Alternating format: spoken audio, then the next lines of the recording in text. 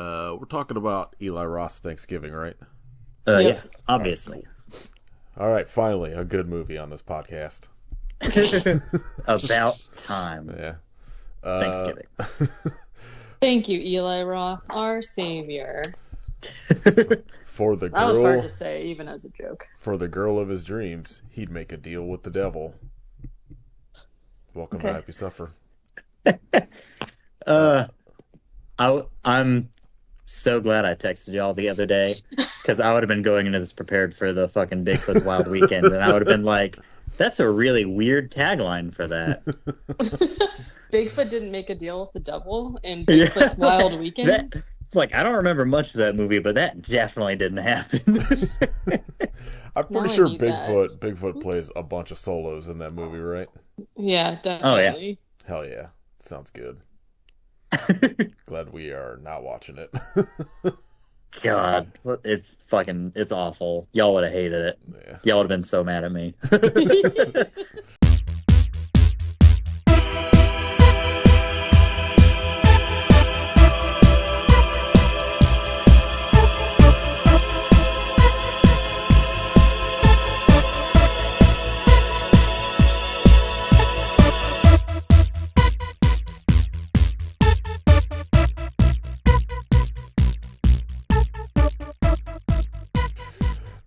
This is episode 280 of Happy Suffer.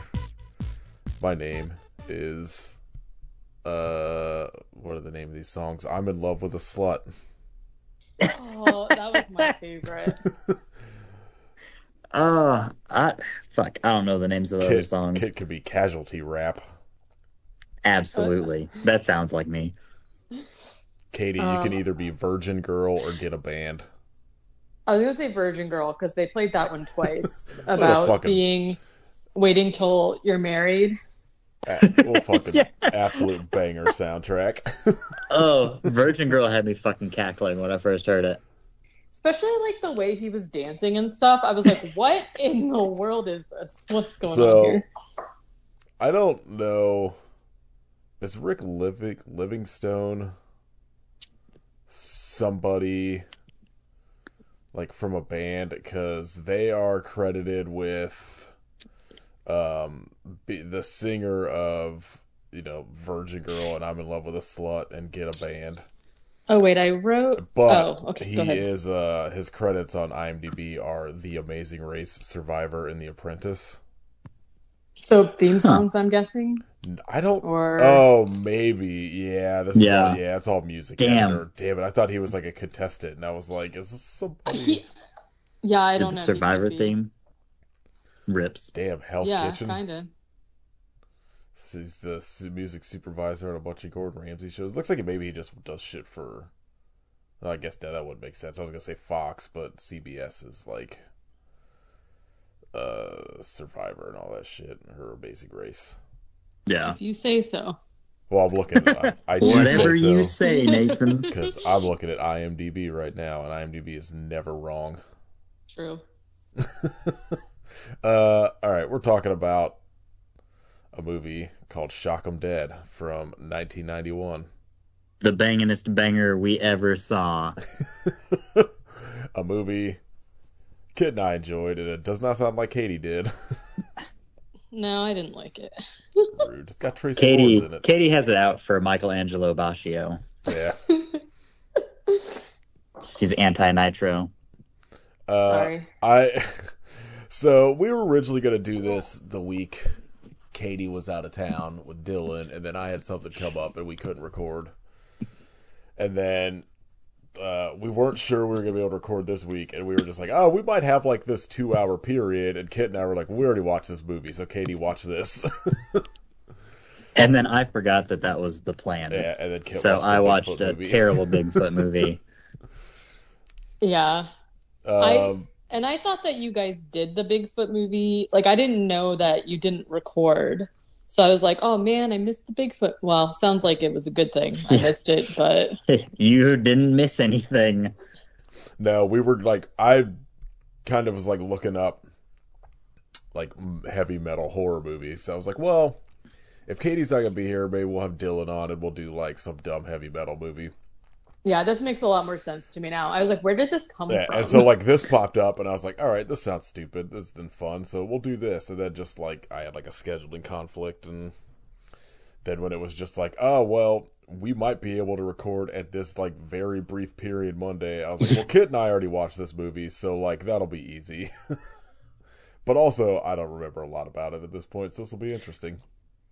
Yeah, I really only remember Michelangelo showing up. Yeah, because it's been like 2 weeks or something now, so Katie's going to I remember it slapped. Well, I have some news for you. I watched it today, and I don't really know how well I'm going to do. So, I couldn't remember.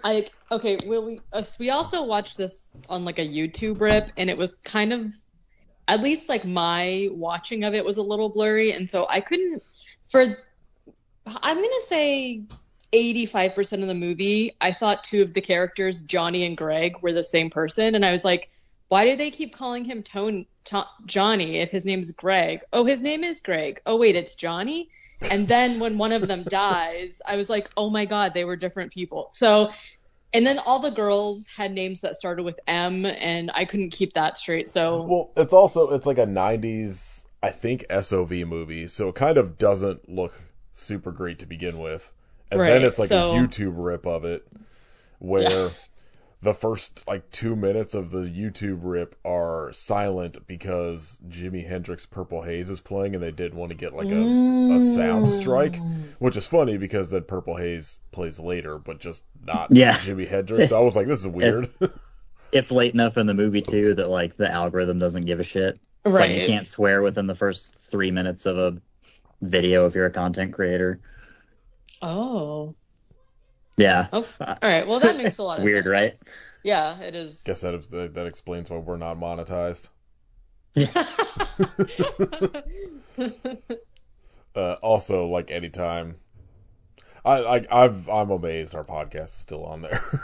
Anytime like, I look at it, because I'm just like every once in a while I'll be like, oh, like content strike because there's a sound clip from like this movie, and I'm like, oh, who gives a fuck? Yeah, don't care. Yeah. We're not making money off of this. Like, no. Fuck off. Yeah. I'll check in like with like the analytics on YouTube like maybe once a month, and there's always just like insane comments. Because right now, mostly the only people that watch anything on it is like the run and kill upload I put up of the movie, and it's just a shit ton of comments from like I don't know, the Philippines that I don't understand. And then one weirdo that was like very incensed about our comments about Freddy Krueger. Yeah. As to whether it made a difference that he was just a child murderer versus being a child murderer and like assaulting them, and I was like, I'm sorry, there is a difference. He has to defend Freddy Krueger's honor. There's a difference, but all we were talking about was whether it's explicitly stated in the movies or not. It wasn't like we were trying to like justify anything. We were just like, I don't know. It's very specifically stated in the remake, but not specifically stated in the originals. This guy was like, well, just because it's not explicitly stated. I'm like, all right, dude.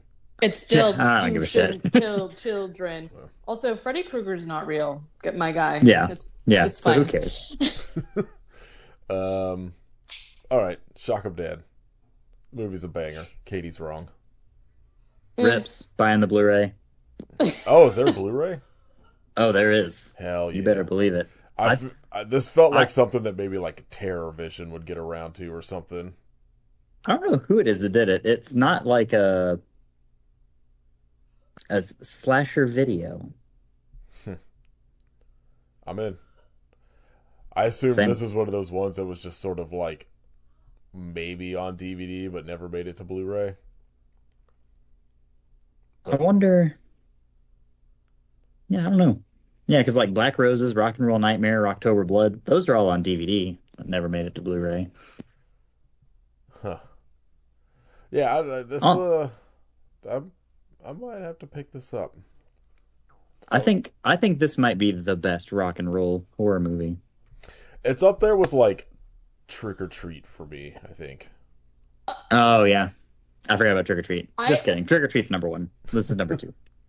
Okay, I agree that Trick or Treat. I was gonna say, what about Trick or Treat? I feel like that is definitely the best one. This to me does not compare to that movie. I don't know. I think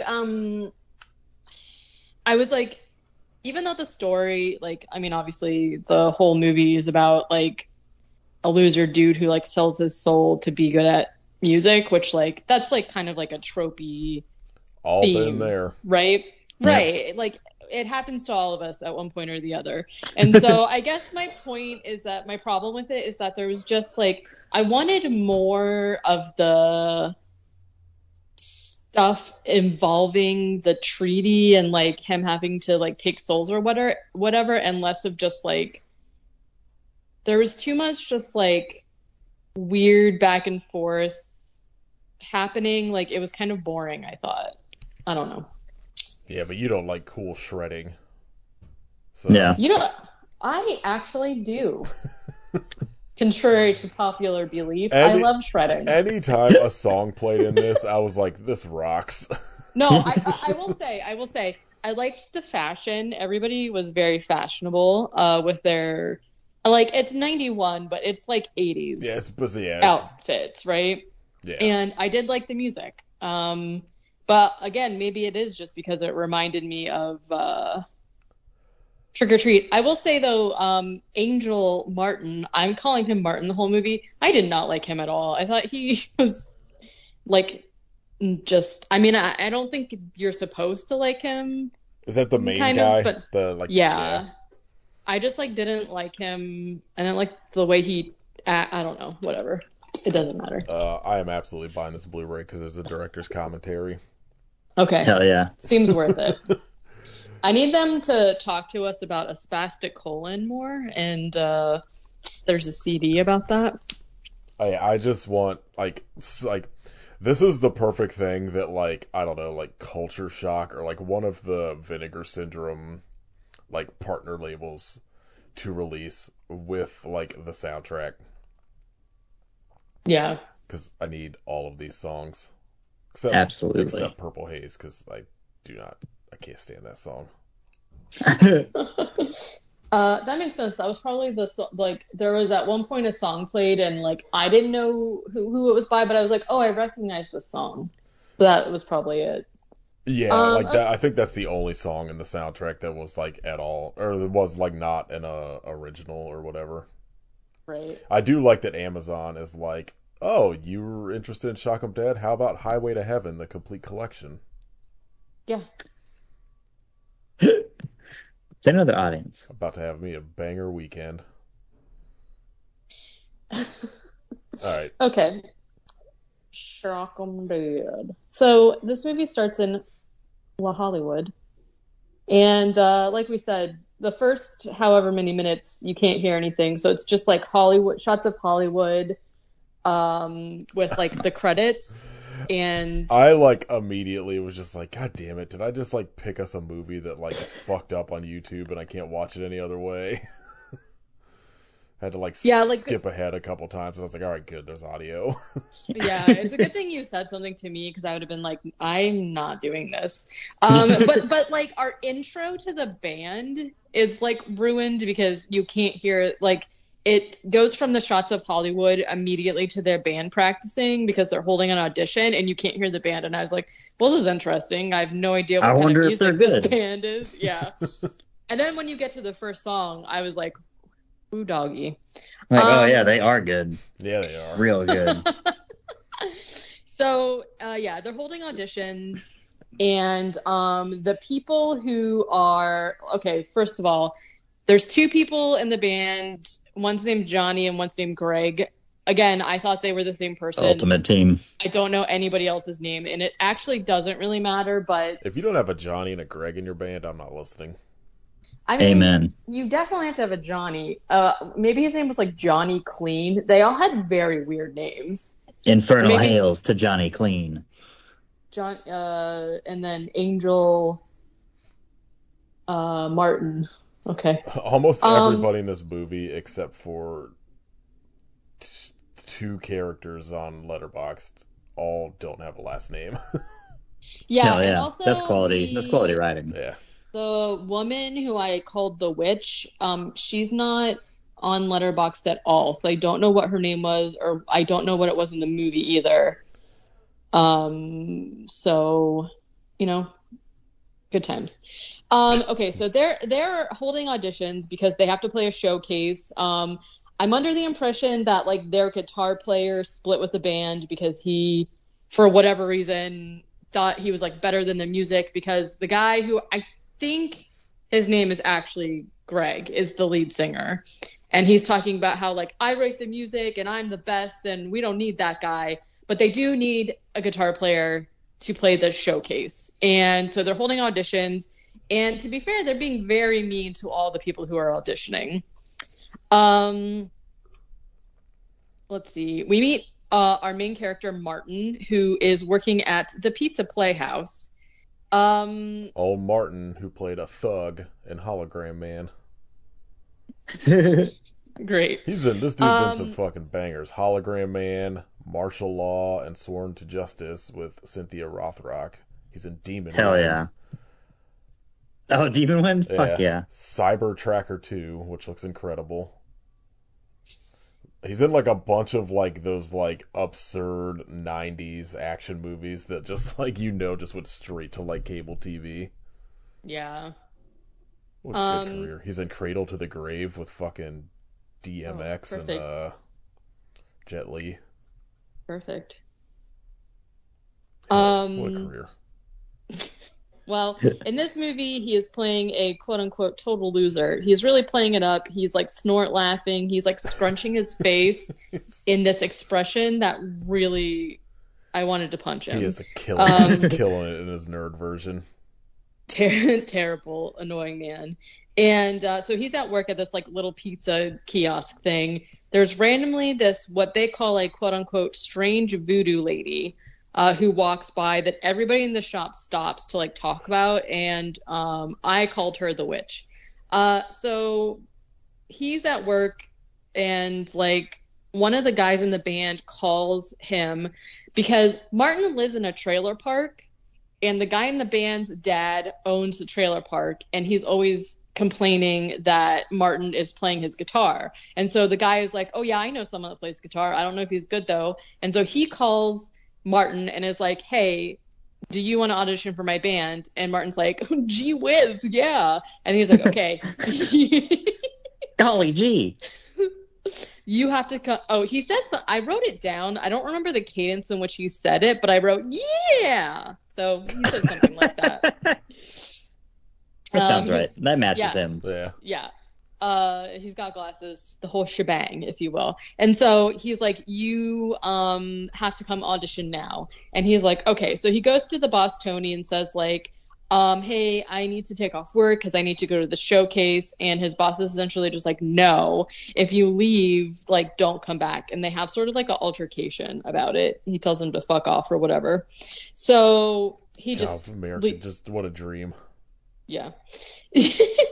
And so he goes to the audition, and this is where we meet. Oh, so there's like this little like thing where Greg, I don't even know what Greg did in the band, to be honest, because I thought he was the singer, but he's not. He's basically like talking to Lindsay, who is his fiance / the band manager. And she's like, well, you know, if this doesn't work out, you can always work construction with my dad. And he's just like, no, I'm so talented. I can't be caught doing that or some, you know, whatever, of course. He could be talented at constructing things. He could be. He doesn't even know. He won't even try. Pick up a hammer, Greg. Yeah. Come on, Greg. Get a Sawzall. Help Kit rewire a building, all right? Please. I need so much help. He's basically just like I only wanted you to be the band manager because I thought you believed in me. And she's like, well, I do, but I'm just saying, like, it's fine. You know, we have this thing to fall back on. So Martin comes and they do like a song. They play a song with him, and it's really bad and terrible. Crushing it. It's so bad. And Greg is just like, congratulations, you're the worst guitar player in the world. And Rude. Martin is like heartbroken, of course, and he runs out of the audition because they're like all making fun of him because he sucks. Martin just hasn't like discovered noise rock yet. Because if he could just like find like a noise rock band, he'd be perfect. I mean, true. So he goes back to his job to try and get like his job back or whatever, but the boss throws him out, which the boss tells him to take a straw and suck the toilet dry, which made me laugh so hard. Is not my favorite thing. Not the worst toilet thing that happens in this movie, surprisingly. So after he gets kicked out of the Pizza Playhouse, what a weird name for a pizza place. The witch comes and it says, essentially it's just like, Martin, I can give you everything that you want. You just have to, like come back to my house or whatever. And he's kind of like, ew, how did you know my name? Gross. And like leaves. And she's just like, that night he is playing the guitar in the trailer. The landlord comes in and yells at him and essentially just like, you suck and we're all tired of hearing you. You get the fuck out of this trailer park. And he's like, oh man. So he's got no choice. He goes to the witch lady and she says, like, all he has to do is offer his allegiance to something. And then you can, oh yeah, he has to offer his allegiance and his soul. And then he can just have whatever he wants. And he literally says, all right. And I was like, there you go. Fair. Easy as that. I'll do it. Yeah. So basically, he wishes to be the greatest rock star in the world and all that entails, which I want to say that obviously we're dealing with the devil here, of course. Who else? The OG homie he's a patron of the arts, Satan. And so she's like, you have to pledge your allegiance to Satan and also your soul or whatever. And his wish is to become the greatest rock star in the world. And like, that's not what happens. So I'm kind of like, I don't know, disagree. You didn't hold up your end of the deal. To be fair, he never, the devil never said it would be immediate. He's got to work his way there still. That's fair. True. That's fair. I guess because like the key word here is rock star. Like he didn't wish to be the greatest guitar player, but whatever. So she does this ritual where she, I don't know, does a ritual. She puts a mask on him. And then there's like this dream sequence where he wakes up in a bunch of fog with a mask on. He sees himself dead in a coffin. And then a demon guy. Yeah, I mean, fair. Some demon guy offers him a guitar that's like two guitars fused together, but at the bottom. Yeah. So the guitars are sticking out in kind of like a V shape. Yeah. Fucking double Iron Bird, the sickest shit I've ever seen in my life. Old Kyle Gass and Tenacious D, Pick of Destiny played this guitar. Well, there you go. So it's that. And, obviously the guy that's like playing it, I'm assuming is supposed to be the devil or whatever. Martin reaches out and touches the guitar and gets electrocuted. And then the next morning when he wakes up, he wakes up in this he meets Michelle and Monique, maybe, who are these like two women who are just like standing there in lingerie. And they're like, hello, I'm Michelle and Monique. Everything in this house is yours. And he's like, everything? And they're like, everything. And I was like, oh God, here we go. So, but I will also mention that now Martin has like crazy like metal hair and eyeliner on as soon as he wakes up. So he's, cool slept in his eyeliner. Yeah, it stays perfect. So, he's on to something, I guess. And he like gets up and they're like, do you want a tour of the house? And he's just like, yeah. Then he immediately breaks a vase, which one of the girls cleans up while he just like starts groping this other girl. And she's just like, all right, do you want to see the house now? So he goes to check out his sweet pad. And he also plays the guitar, of course, just to see what's going on. And I love these scenes from now on because it's like clearly not him playing. So whenever he's playing the guitar, the shots are either neck down only or neck up only. And I'm like, perfect. I don't know who's actually playing the guitar for him, but they're going ham. They're full throttle. I think it's Michelangelo Baccio. I think is actually playing all the guitar bits too. I'm pretty sure it was actually him. Yeah, they're just bad at filming movies. Yeah, that's fair. They just wanted to like really make sure you could see him playing. And check this out. Yeah, you want to see this sweet lick? The answer is yes, always. Every time, please. That's like pretty much what it sounded like. Okay, so now it cuts, and I wrote, LOL, Greg's band is singing a ridiculous song. This is I assume the Virgin Girl song. And songs are so good.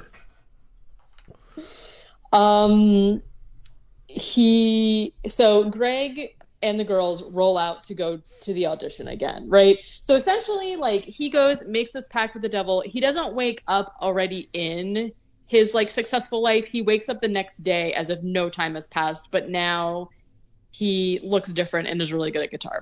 So he goes down there, says his name is Angel Martin. I'm not going to call him Angel because that's just not going to happen. So this is where I wrote, his name is Johnny, ? I'm confused. Johnny ? That's a cool name. Yeah. That's some real, like, new wave. The guitarist Johnny ? I love that. The quotes they have on IMDb are incredible. Like, just like I'm always baffled by like whoever like uploads whatever quotes. Like, one of them is just Angel saying, "I want a fucking pizza." Another one is Angel. That's relatable. That is relatable. Saying, "From now on, we eat out." Yeah, that's fair. One of them is just Johnny, I'm assuming, singing, "I'm a virgin girl. I wait till I'm married. I'm a virgin girl. Yeah. I don't go down on my knees." Yes, that's Virgin Girl. Yep. Then, God, what a song. One of them is Tony. "Here at Pizza Playhouse, we do things one way, the right way." I could go for some Pizza Playhouse right now. Same. Yeah, me too. Come on, Patreon. Get us some Pizza Playhouse. Seriously. Please. So, okay. Here's what I'm thinking. I think Johnny Clean is the singer. I think Greg maybe is the bassist, and Greg is the one who is fiancés with Lindsay, who's the band manager. All we need to know is Johnny and Angel, because nobody cares about the bass player and the drummer. But Greg is like a huge part of the plot at the end, so we need still bass player. I mean, in the band he means nothing, but in the plot of the movie he means something. So, okay, so they're basically just like, okay, great, you're awesome, you can be in the band. Johnny is talking to him about like how they have to play the showcase, and he was like, here's the sheet music to these songs that I wrote, so just like memorize them so that we can play for the showcase, and then after that we'll like rehearse together and everything. And Martin like looks at them and then hands him back and is like, okay, I got him. And he's like, what do you mean? And he's like, well, this music is really simple. He's like, what do you mean it's simple? I wrote these songs. They're the best songs ever written, which I tend to agree. So he's basically just like already just like he wants his band to succeed, so he's willing to have Martin in the band, but he's already like hates his guts pretty much. Then so he's like, okay, well, if you can memorize them just by looking, then why don't you play the intro to this song? And so Martin goes, okay, here it is. And then he's like, but what if we played it like this? And it sounded exactly the same to me, and I was like, that's why I'm not a musician, because I don't really see the difference. And so everyone's like, oh yeah, that was awesome, whatever. And so Martin is like, sweet, sounds great, why don't you guys come for a party at my house? And everyone's like, yay. So okay, he's like, come over to my house at 9. Great. That's when I'm going to bed, but you guys have fun at your party. Um, so he goes back to the house. So there's three girls. They all have M names. It doesn't matter. But two of them are like, okay, we're going to go get ready for the party. The girl who I think her name is Michelle, he's like, all right, let's go to the bedroom. And so they start making out, and he looks in the reflection, like he looks in a piece of silver, actually. He sees her reflection, and she's like all burned and like gross looking, and he like freaks out, and he's like, okay, well, what the frick's going on here? And she basically says that like the reason that they're all there, the girls also, is because they also sold their souls. And Michelle's story is that she got burned in a fire, so she sold her soul in order to be beautiful again. But when she looks in the mirror, she sees herself the way that she truly is, and the only way that other people can see what they truly look like is if they see their reflection in silver, which is like such a weird like rule. I don't know. That's why I don't look at silver. Yeah, yeah. Marilyn, one of the other girls, was born quote unquote deformed, and so she made the same deal to be beautiful. But meanwhile, Monique is a little bit different because she apparently had really bad like terminal cancer, and she sold her soul in order to live.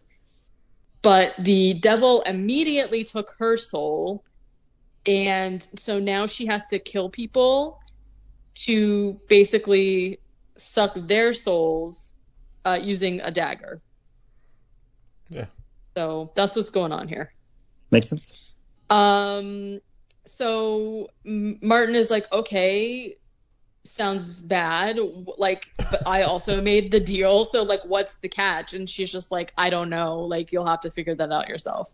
So, he goes downstairs. They're getting ready for the party, and he takes an hors d'oeuvre off the plate and goes to eat it. He immediately gets sick and throws it up. And this is when Monique says, oh, looks like, you're the same as me.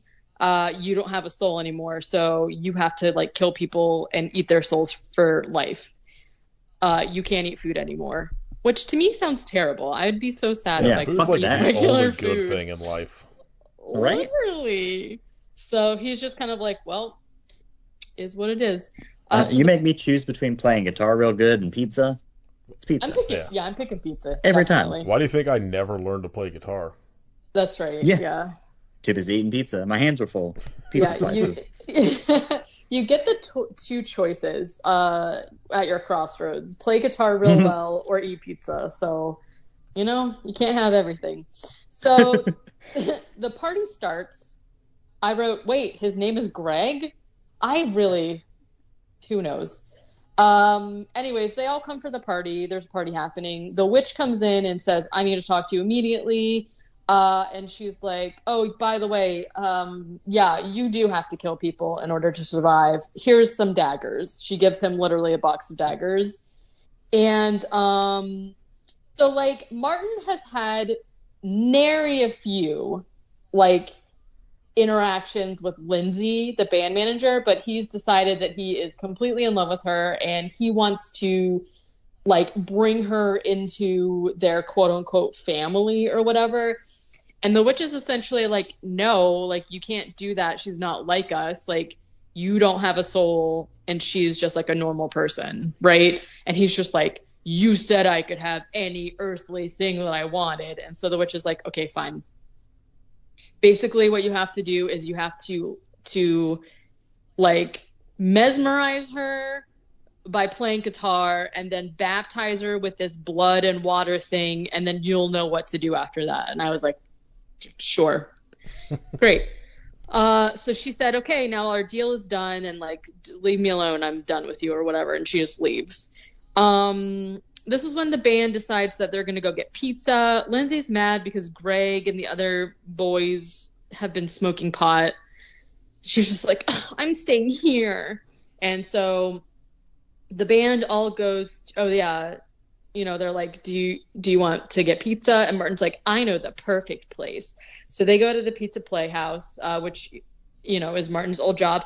For some reason, Martin is like extremely mean to the girls who work there. And I'm like, what? Like, your beef is with your old boss. Like, why are you being so... He, like, tries to drown one of the girls in, like, a pot of pizza sauce. I'm like, why are you doing this to the girls? That's how I want to go. Drowning in pizza sauce. I mean, I think it's supposed to be show that he's... Faces. I think it's supposed to show that he's just, like, a dick now. He's not, like... An evil, yeah. I'm cool. Changed. Look at me playing guitar. If you're ever in like a restaurant and a rock and roll dude walks in, you better get out because he's about to. He's gonna drown you. Yeah. He's gonna throw cheese in your face. Yeah, he's like yelling at them. He's like, "I came here before, and you gave me 16 slices of pizza, and I was supposed to get 18 slices of pizza." I remember this. I was like, "This is a very weird scene." It's that each pepperoni pizza is supposed to have 18 slices of pepperoni exactly. Oh. It's fucking weird. Like, why? Why are you counting, freak? Yeah, well... That's some real, like, dude just really, like, honing in on the amount of money being spent on ingredients. like a real stickler boss that's like, no, don't give them any more. Right. That makes a lot more sense to me because I didn't realize he was talking about slices of pepperoni. I thought he was talking about slices of pizza. Yeah, and I was like, well, first of all... That's too many slices.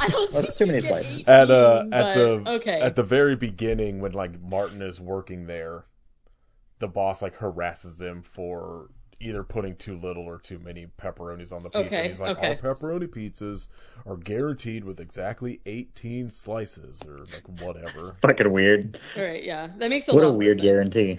Well, okay, without the context, I was just, like, really confused about what was happening. So, anyways, he goes in there, he starts messing stuff up, throwing cheese in the girls' faces and whatnot. Tony comes back and is like, what's going on here? And he's like, I want my pizza or whatever. He's got a gun, but Tony has a shotgun. And so, essentially, Martin just like steals the pizzas and leaves.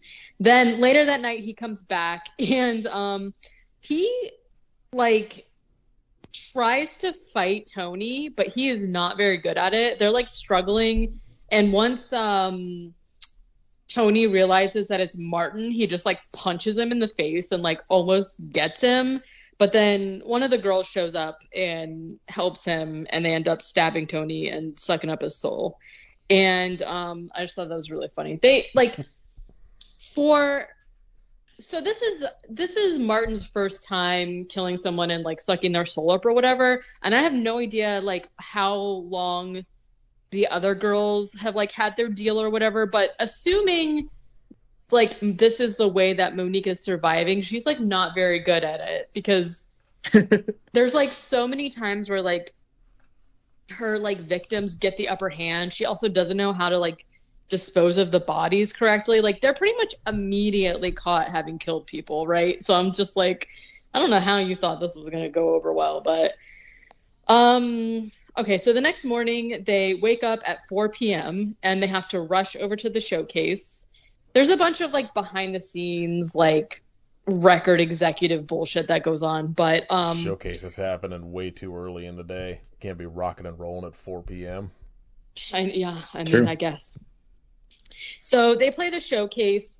This is where they announce that the band is called a Spastic Colon. So of course, that's fun. Fits the music perfectly. Yeah, actually, it does. I gotta look up on Spotify if there's a band called Spastic Colon at this point. I feel like the answer is yes. Like, doesn't that just sound like a band name? Sounds like a 70s punk band. Yeah. Yep, there's a band called Spastic Colon. Okay. Do you think they were inspired by the film, or is it a coincidence? I hope so. Let's see.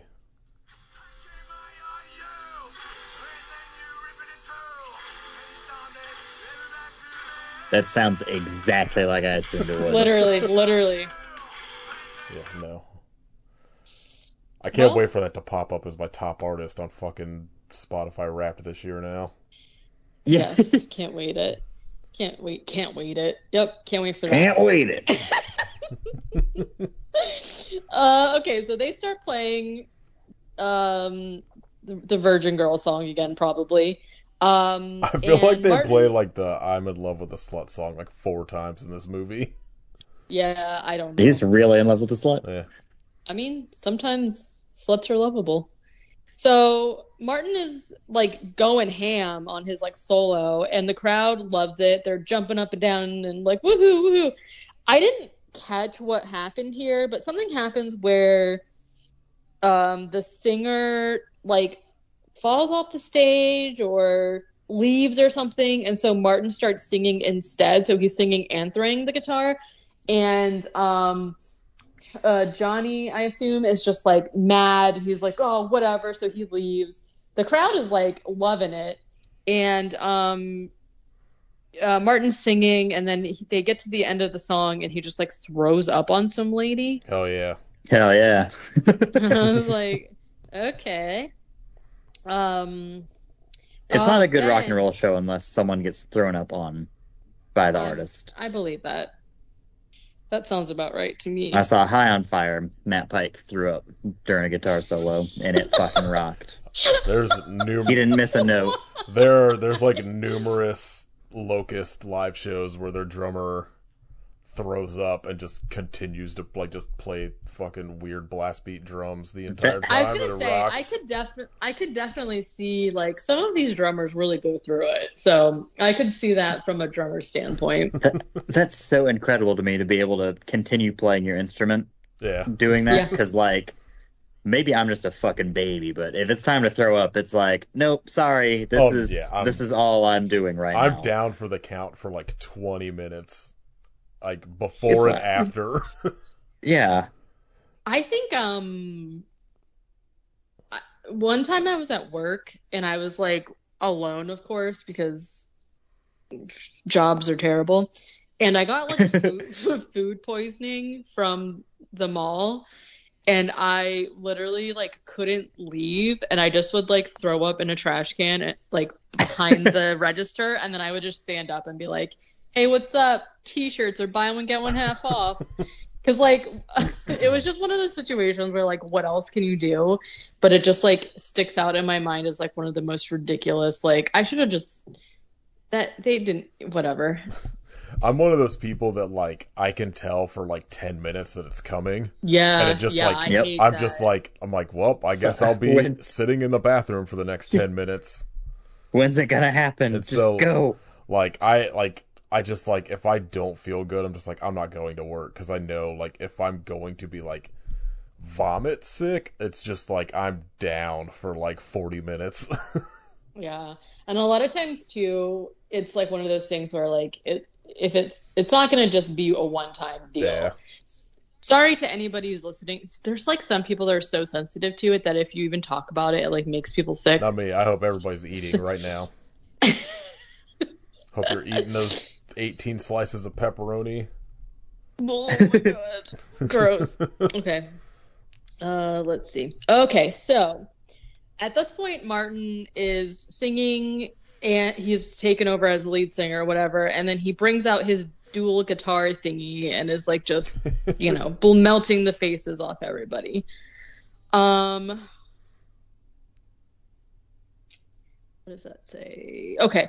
After the show, they are celebrating, and no one seems to mind that like Johnny, the lead singer, just like left and is gone. And I was like, great band here. They've got the perfect fill-in right there Yeah. already. Well, and then Lindsay is like, I feel like this is the best thing to ever happen to the band. And I was like, poor Johnny. This was like his band. He wrote all the songs and then immediately is just like kicked out of it. Loser. And then- yeah, I mean, so Martin is weak.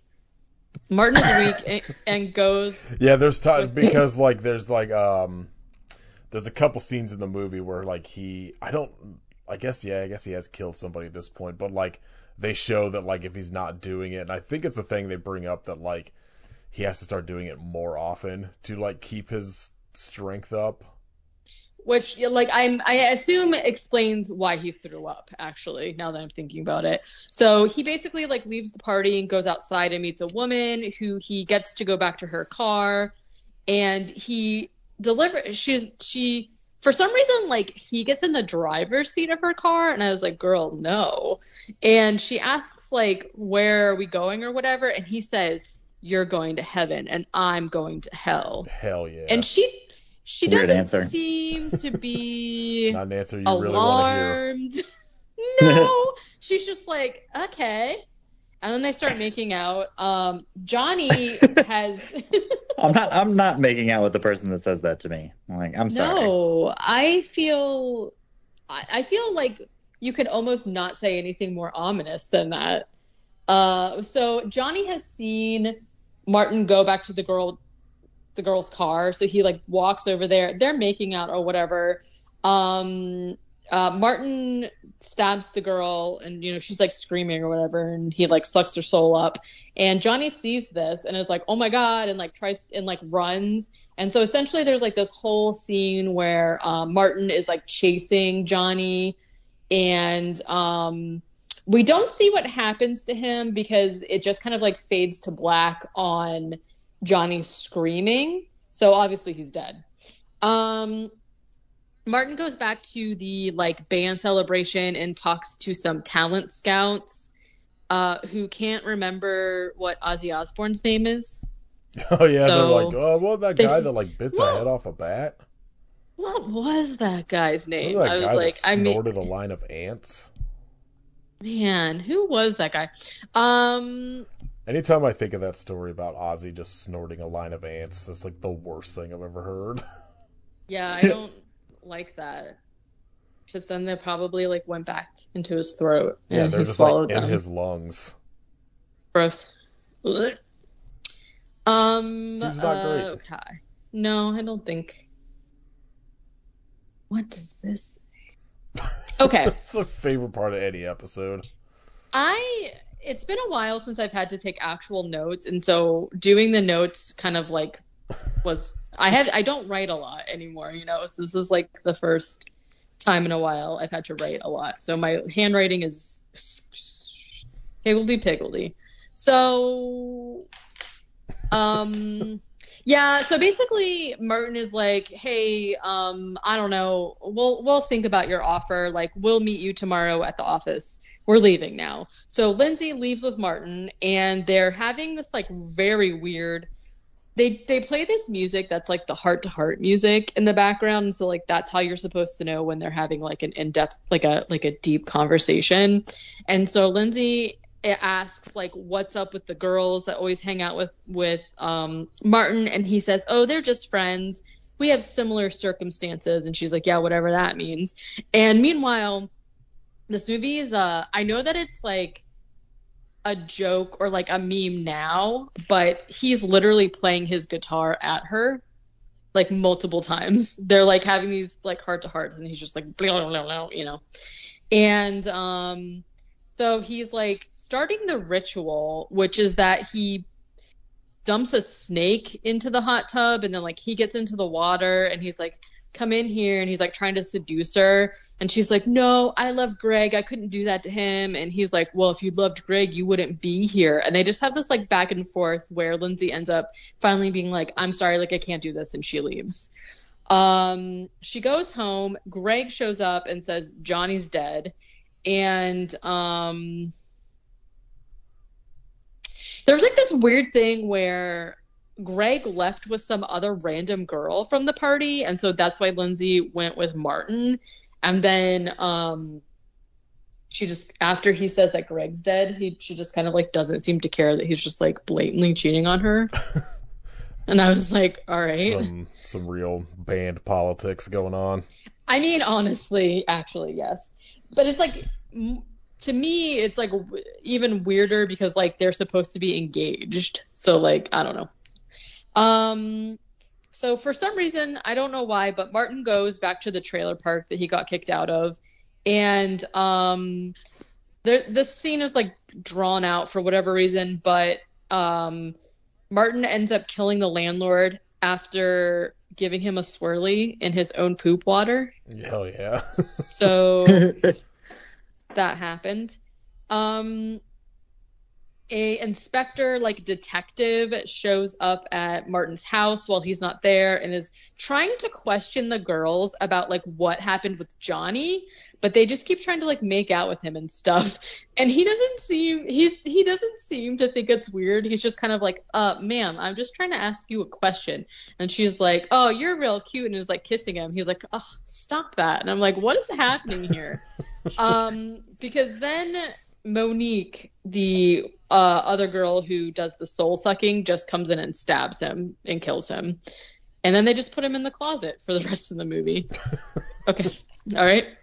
The next day at the like recording office or whatever, I wrote they're listening to Will Smith. What did they say that the band was called? I have no idea. I thought you said it in the beginning. It was like the rap group that like Casualty it reminded Rap? Maybe that was it. That's it just the name like of reminded that's the me. name of the song in the movie. I don't know if it's like the name of the band.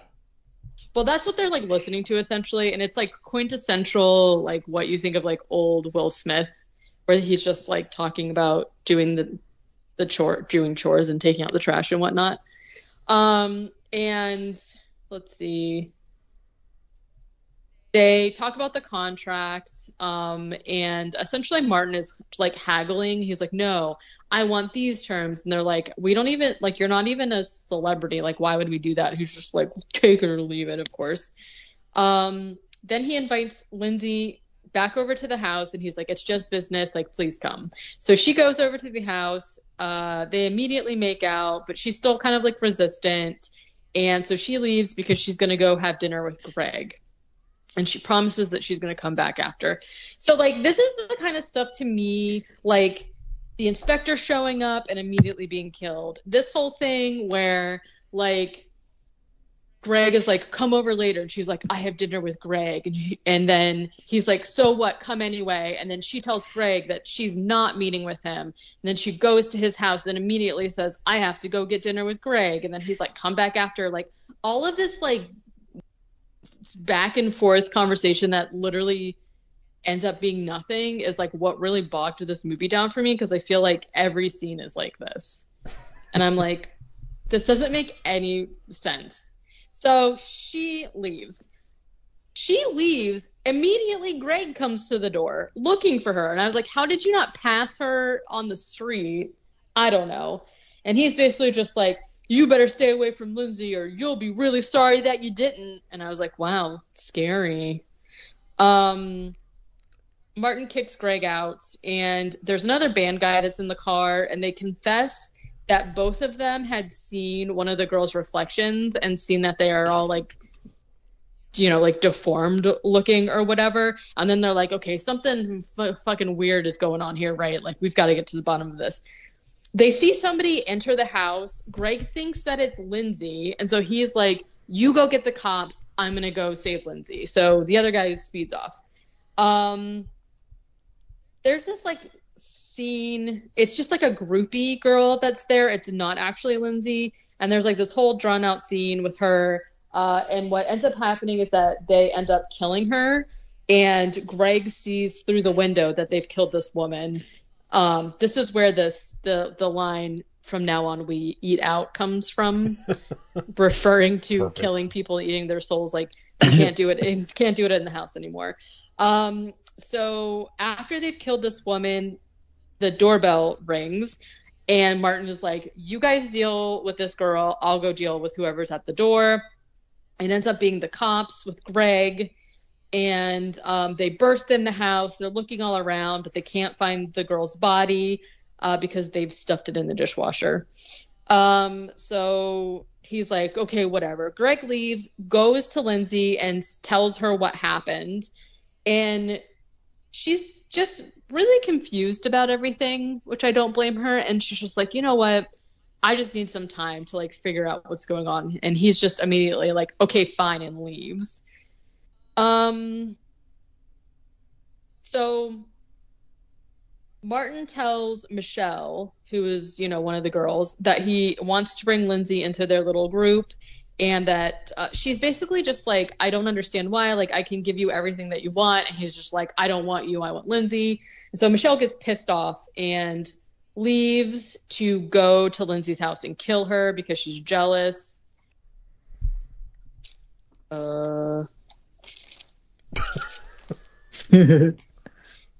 I somehow accidentally skipped 2 pages, so I was like, where did the rest of my notes go?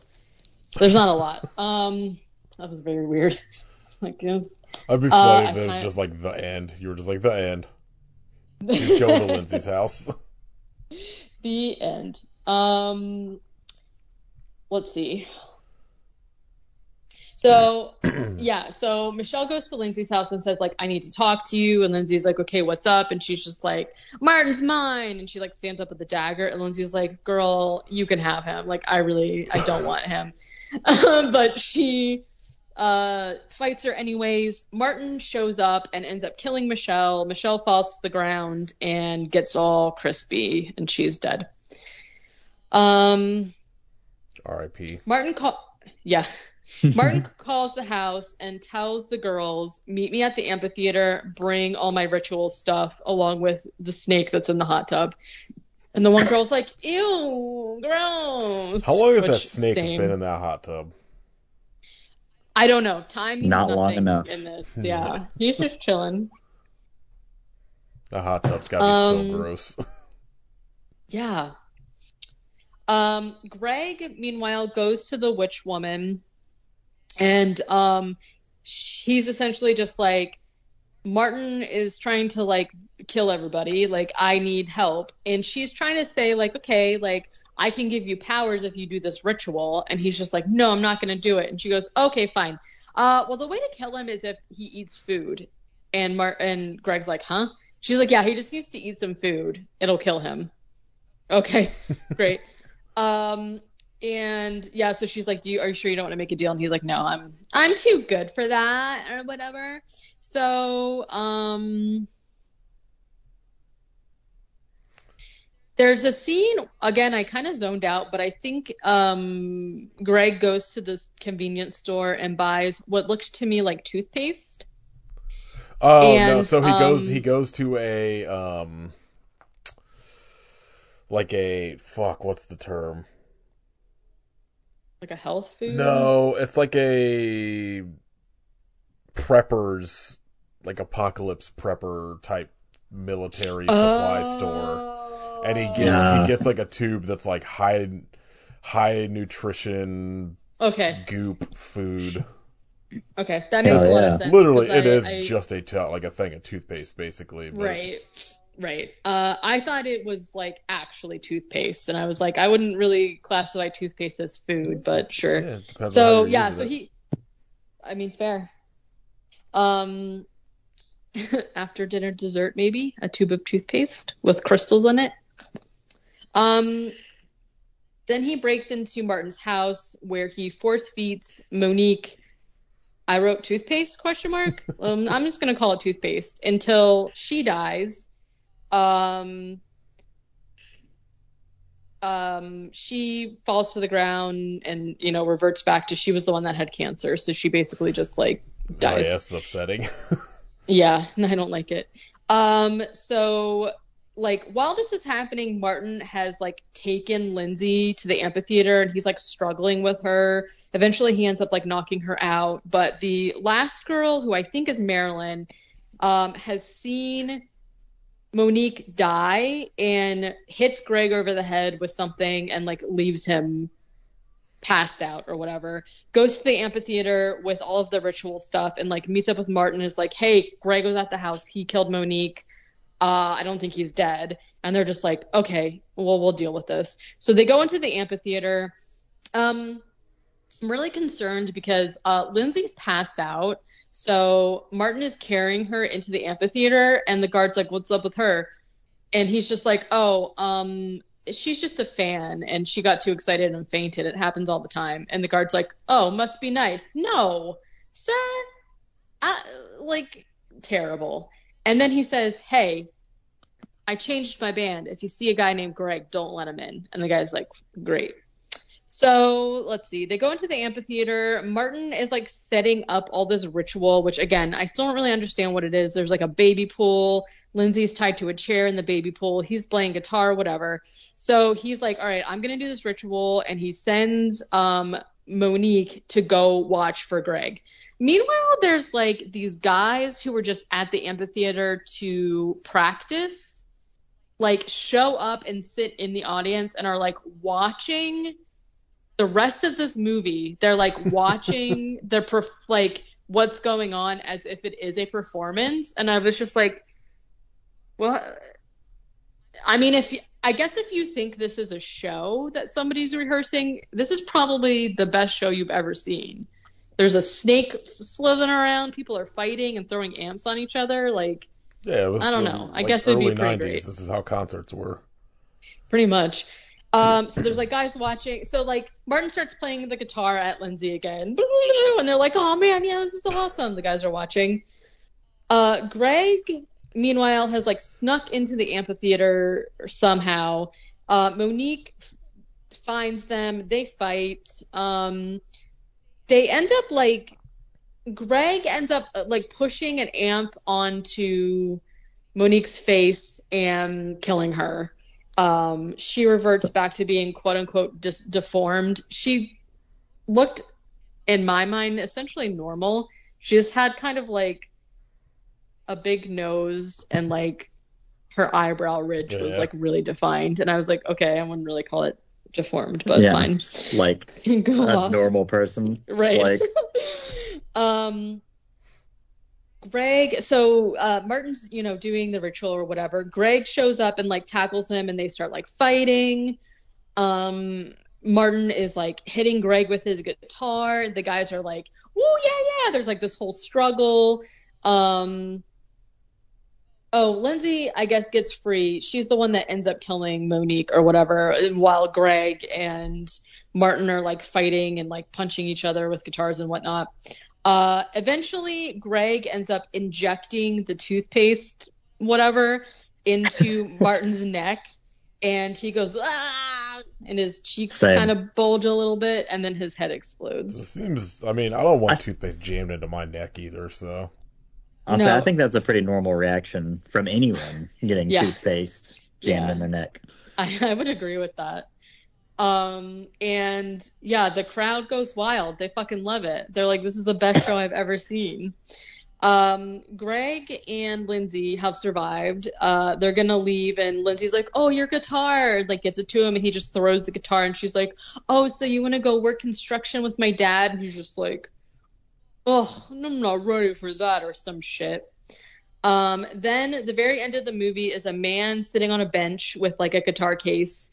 And the witch comes up and sits next to him, and her eyes glow, and then the music's like, and that's the end. What banger? We should make a heavy metal movie, but instead of a real guitar player, it should just be Katie doing all the guitar sounds. Yes, absolutely. I'm down. I can do so many. Beatles. I'm just gonna re-edit Metalocalypse to the anytime there's a solo, it's just Katie. I'm still working on my flange noises, but other than that, I think I'm pretty good to go. Wow. I'd watch it. Well, me too. I'm working on my next album, heavy metal guitar noises. It's just one of those like instructional videos on how to play guitar, but it's just you doing that. Yep. Yes, movie. But like very seriously. Yes. And then all my tags are like, learn how to play guitar left-handed and stuff. And people are like, oh, good, finally. There's not a lot of resources for left-handed people to do stuff. But I feel like that would be being mean to my fellow left-handers. So maybe I won't do that. Ned Flanders going to get real mad at you. I'm gonna do guitar lessons for right-handed people. Like as if it's just not automatically for right-handed people.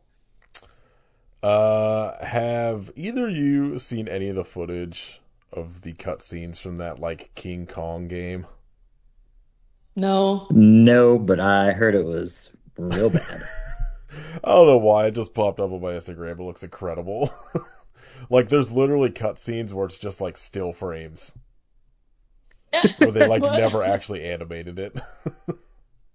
That's amazing. That's perfect. Katie, did you look up any news? I did, actually. There's not a lot. Yeah, it's all about fucking stupid Eli Roth. It is about stupid idiot Eli Roth. And then a lot of it is just, like, Christmas. Like, there's so many, like, Christmas horror movies coming out, but, like, I don't know. They're all pretty, like, we talked about this before, kind of, like, where they're all pretty much, like, the same thing. Just, like, a guy dressed as Santa trying to kill people. Yeah. So, like, I'm not really paying attention to any of them until I actually see them on streaming, and then, like, maybe I'll decide. I do want to watch Violent Night this year. What's that guy's name? He's the guy, David Harbour. Yes. Yeah, there. We got there. And then it's just, I don't know, whatever. But I did see that the Harley Quinn animated show was renewed for a 5th season, which is great because, as we know, great show. Then I saw the creators of that In Search of Darkness documentaries are starting one called Terror Bites, which is the evolution of horror gaming, which seems like it's probably going to be terrible, but they should only talk about Maniac Mansion. Yeah, it depends on, like, who they get, you know. I don't know, it could be interesting, but I feel like that's kind of like it. I scrolled through like a few weeks worth of news, and it's just like these podcasts talking about this movie that's 25 years old, you know what I mean? Like, yeah, I feel like a lot of the stuff I see right now is just either like Marvel pushes back Blade till 2025, and I'm like, cool. All the stuff I see is either like, here's, you know, what movies are currently blowing up streaming, or like like, here's like a review of whatever Blu-ray just came out. That's not like news per se, more like reviews and shit. Yeah, fair. So, well, and then also, since it's Christmas, there's a lot of like NECA guides and shit like that. And I'm like, cool. There's a new pair of Gremlin sneakers that look really awesome that I would never actually buy, but pass. Beep, beep, beep, beep, beep, beep. All right, Katie, what'd you watch this week? Well, I watched, let's see, what did I watch? It's been a while at this point. So I did watch, obviously, Guardians of the Galaxy 3 finally, and Loki season 2, which Nathan and I recorded a bonus episode of. I rewatched Spider-Man Far From Home. Perfect, 10 out of 10. Then the last time I recorded, I was like telling you guys how I tried to watch VHS and I couldn't get through like the opening scene. I tried a second time and I still just could not get through it. And I was just like, damn. I know. I need to maybe just like fast forward to when like the first segment starts or something, because like it doesn't really. I don't know. Well, I don't know. I tried. Skip the 2 so you can see the fucking cult one. Yeah, the cult I need to like. Legitimately rules.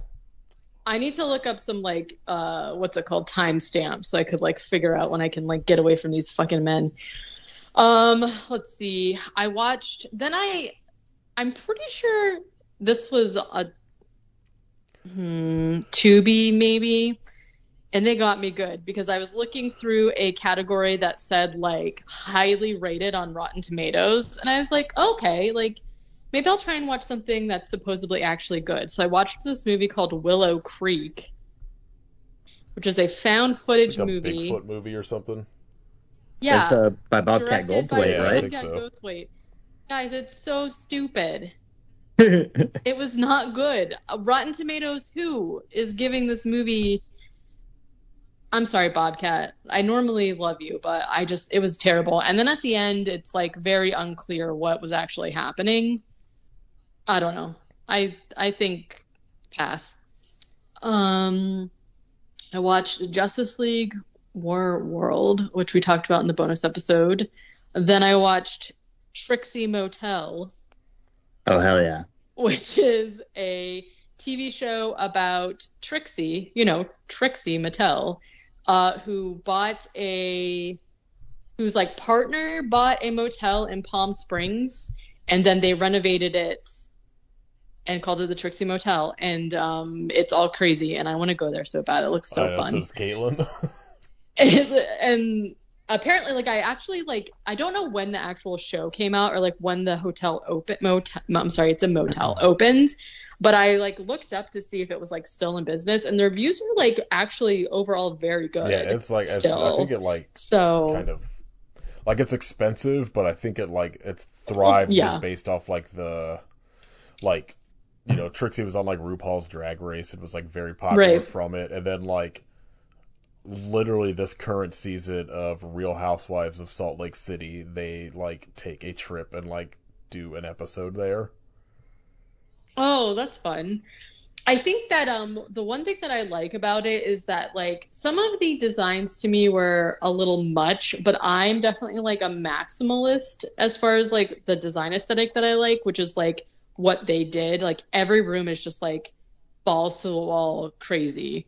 And I have to be really honest, I have never listened to any of Orville Peck's music, but he's like one of the guests, and he's just so charming. Hell yeah. Honestly, I feel like you might like some of Orville Peck's stuff. It's very good. I was under the impression that it was like country. It is, but it's like dark. I don't know how to explain it. It's like a little like gothy and like shoegazy sometimes, and like it's not It's not like country like you're thinking. It's like country through like the lens of like I guess sort of more goth sound. It's very good. Yeah. He's definitely a dude who was raised on like fucking new wave and dark wave and punk shit doing country music. Okay. That sounds like probably more appealing to me. So maybe I will. I'll hazard a listen. You should listen to Queen of the Rodeo.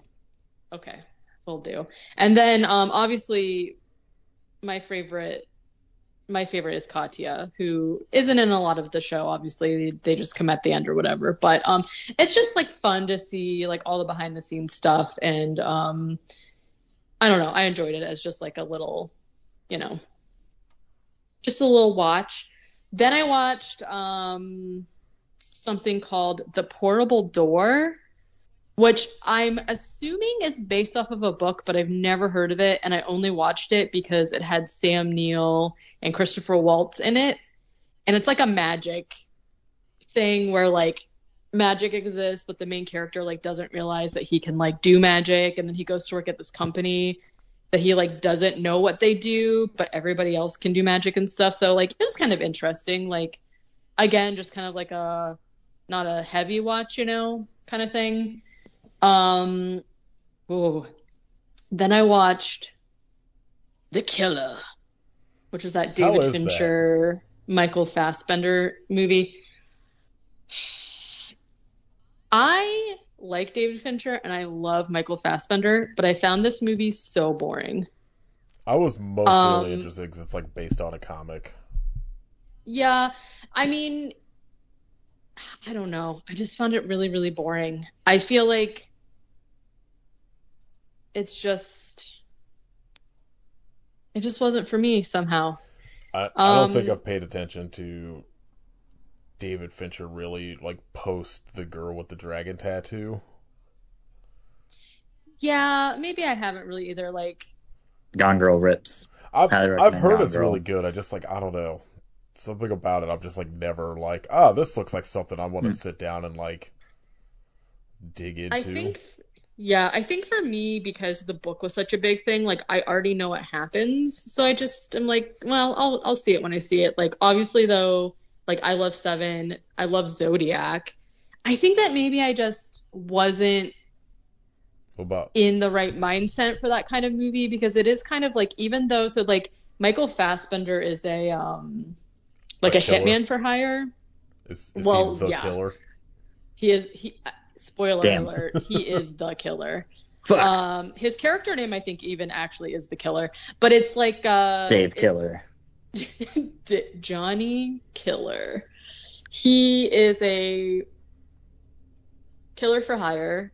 And but having said that, like, it's a little slow of a movie. I think I just wasn't in the right mindset, but I don't know.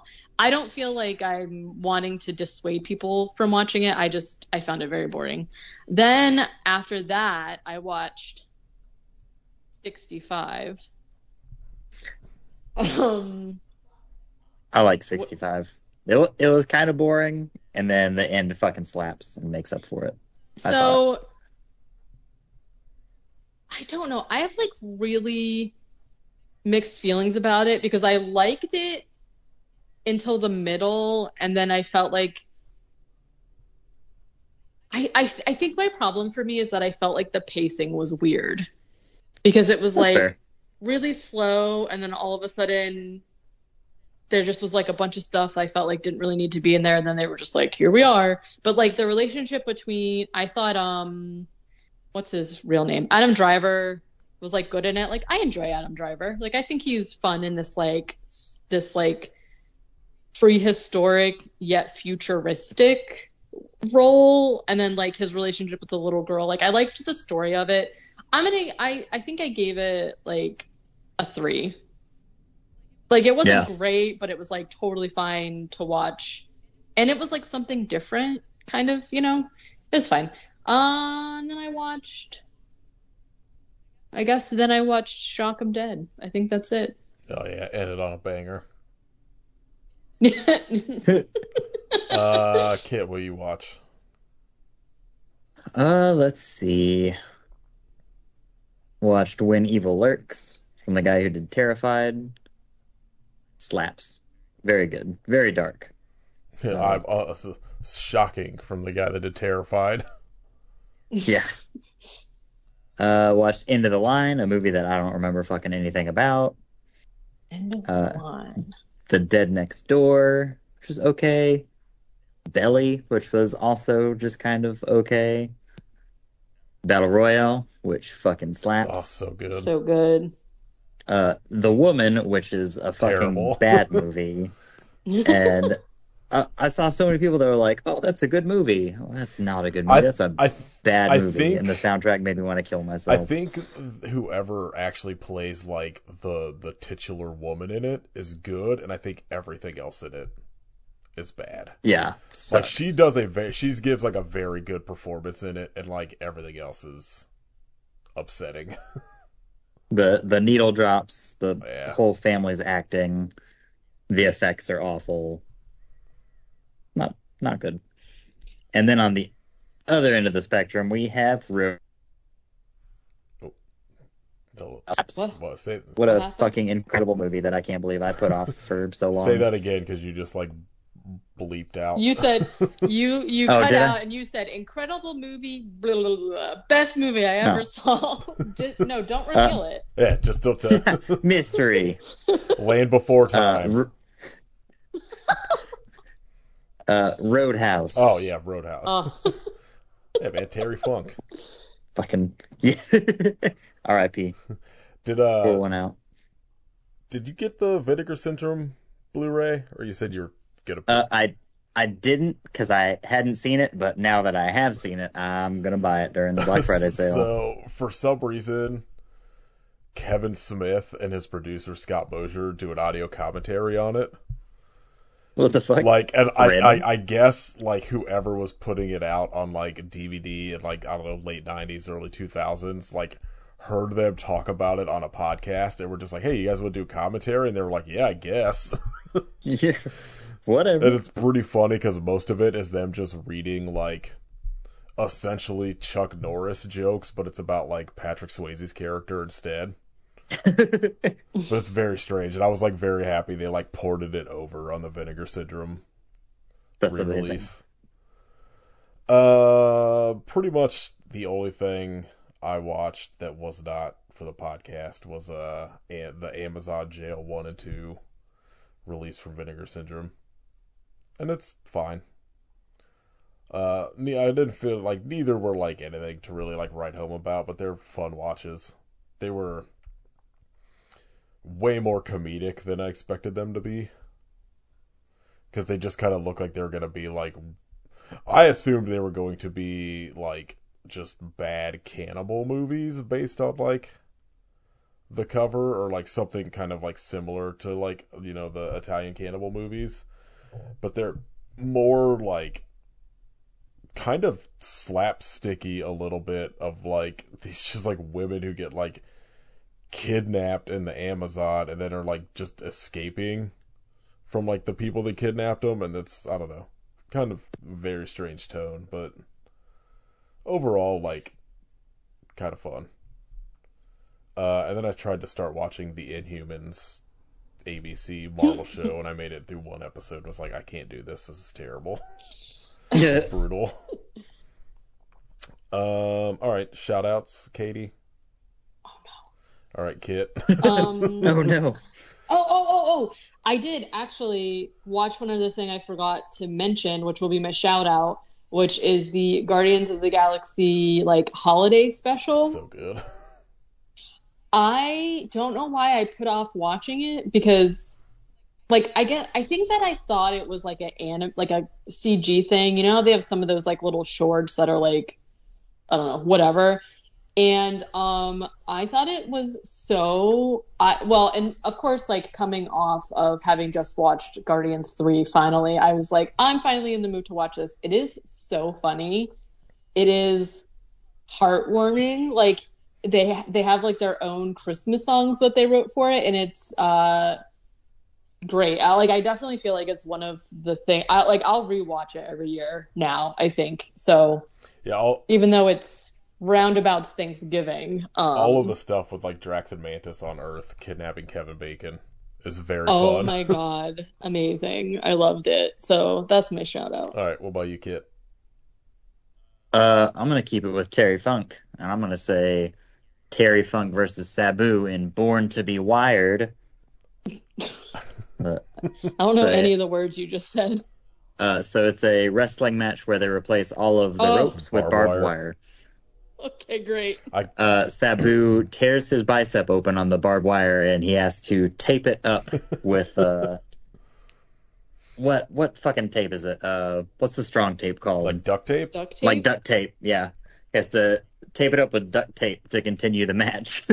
It's amazing. Vile. I can't believe your shout out wasn't Hangman versus Swerve. Oh, man, fuck it. Like, if you want to have just a death match day, watch Hangman versus Swerve Strickland in their Texas death match, which is absolutely fucking disgusting. And those guys were trying to murder each other. I saw like the chair shot with the barbed wire, where the barbed wire accidentally swings around in front of his face and like gets stuck. Fuck. No. Katie, there's a shot. Yes. There's a shot Kit sent me. Oh man. Where the one dude is like bleeding profusely, and then the Hangman just like puts his head under it and like just gets all of the dude's blood in his mouth and just spits it out in like a mist. Ew, why? Because wrestling rules. That is vile. No. It's the most metal thing I've ever seen in a wrestling match. Fucking rocks so hard. And then, of course, let's make it a trilogy, and you can watch Samoa Joe versus Necro Butcher. I will. I'll do just that. That one's only 10 minutes. Yeah. And I'm pretty sure they're actually kneeing each other in the head. Ugh. Necro Butcher deserves it, though, because he's a MAGA guy. Or maybe he's a MAGA guy because Samoa Joe kneed him in the head so because hard. he's got brain damage. Who knows? Either way, yeah. It's like chicken or the egg. Yeah, you know? what came first? My shout out, Scott Pilgrim Takes Off. Very good. No, I heard that was good. It's so good. It's very fun. I mean, I don't know how you feel about the movie, but like it's interesting because the first episode is like maybe the first 10 minutes of the movie, and then all of a sudden you get to the end of the first episode and Scott Pilgrim loses the first fight, And then you're just like, wait, what the fuck? And it just goes in this completely different, like, story. It's very fun. Obviously, the voice cast I'm in. rocks.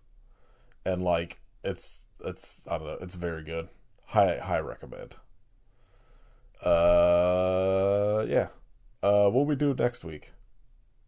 Because I think next week would technically be, like, first Christmas December episode. So what we do? Jingle All the Way?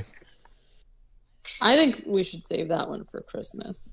Yeah, agreed. All right, well, I say we don't do any horror movies this year because they're all bad. I'm okay with it. I'm in. I mean, so, The- like, if we don't have another choice, we could do Ernest Saves Christmas first and then pick something and then Jingle All the Way or fucking whatever. I'm in. Okay. I was like, yeah, we'll think about it. Because I was also thinking, like, we did, I don't remember if it was last year or the year before last, where we did, like, we watched, like, 4 or 5 Christmas horror movies, and then we just, like, kind of summed it up. And one of them was that, Letters to Satan Claus or That whatever, movie rocks.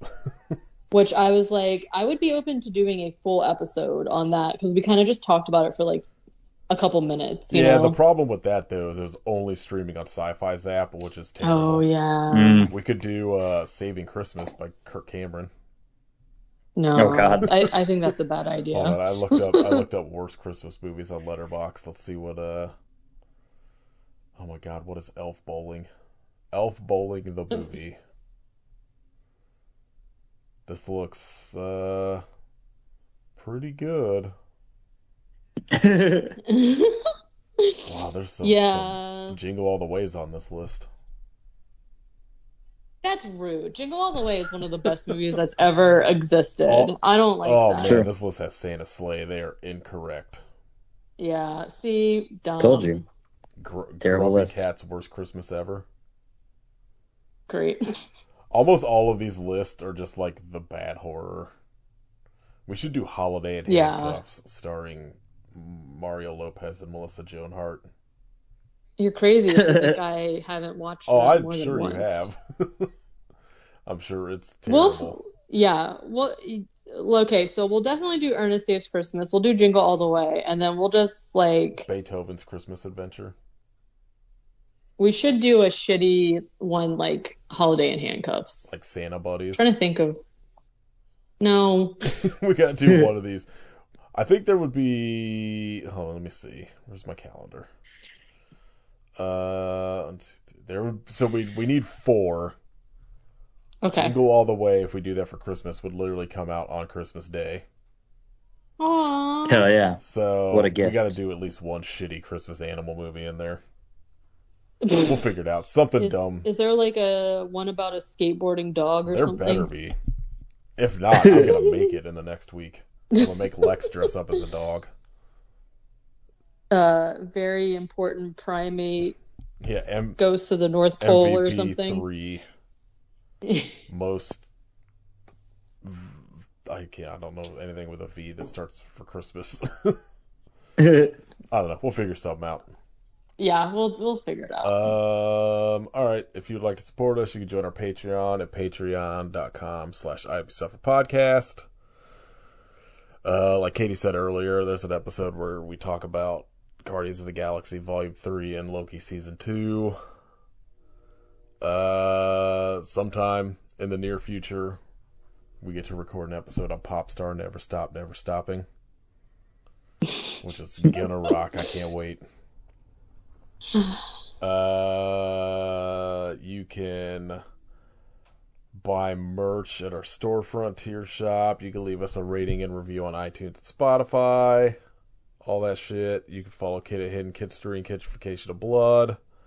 Follow Katie at WerewolfFace. You can join Katie's Patreon at patreon.com/werewolfface.